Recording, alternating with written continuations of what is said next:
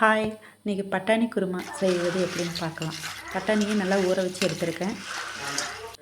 8 மணி நேரம் நல்லா ஊறணும். கருவேப்பில், கொத்தமல்லி தழை, 2 வெங்காயம் பொடியை நறுக்கி வச்சுருக்கேன், 2 பச்சை மிளகாய், காரத்துக்கேற்ப இஞ்சி பூண்டு பேஸ்ட்டு, எண்ணெய் ஊற்றி கடுகு போட்டு வெங்காயம் பச்சை மிளகாய் போட்டுருக்கலாம். நல்லா வதங்கட்டும்.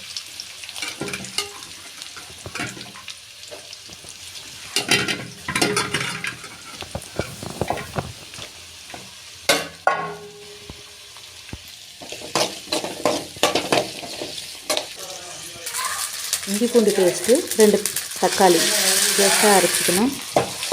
நல்லா பச்சை வாசனை போகிற அளவுக்கு நல்லா கிளறி விடுங்க.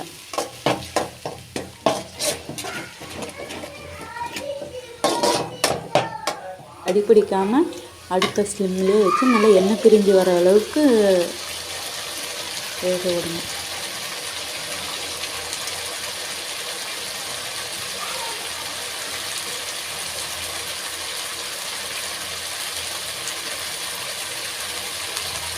கொஞ்சம் சுண்டனதும் எண்ணெய் பிரிஞ்சு வர மாதிரி தெரிஞ்சது பாருங்களேன்.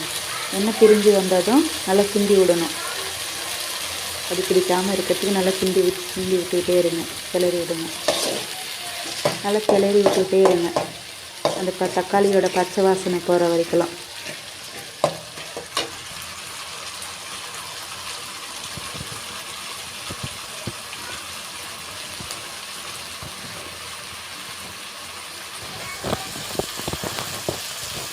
ரெண்டு ஸ்பூன் கறி மசால், 1 ஸ்பூன் அளவுக்கு சாம்பார் தூள் எடுத்துக்கலாம். நான் பாக்கெட்லேயே கொட்டிட்டேன்.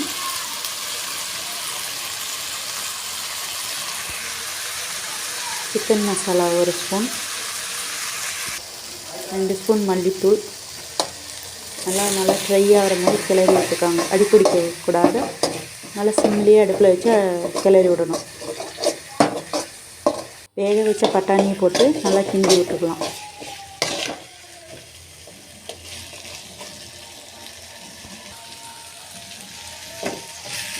பட்டாணியை கொஞ்சம் மிக்ஸி கப்பில் போட்டு அரைச்சி எடுத்துக்கலாம்.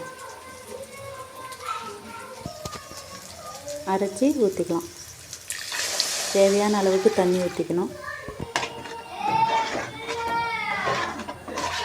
கொஞ்சம் நல்லா கெட்டியாக வர அளவுக்கு தண்ணி நல்லா சுண்டி வரணும்.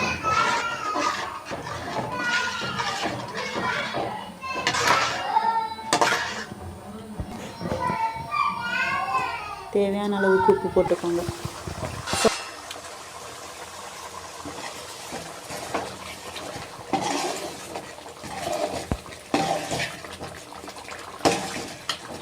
குழம்பு நல்லா சுண்டி வந்தது. எண்ணெய் பிரிஞ்சு வர அளவுக்கு நல்லா சுண்டணும். அப்போ தான் பச்சை வாசனை போகும். குழம்பு ரெடி ஆயிடுச்சு.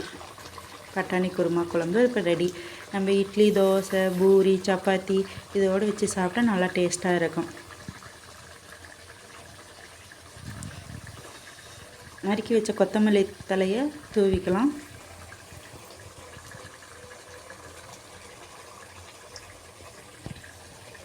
இந்த வீடியோ பிடிச்சிருந்தால் லைக் பண்ணுங்கள், சப்ஸ்கிரைப் பண்ணுங்கள்.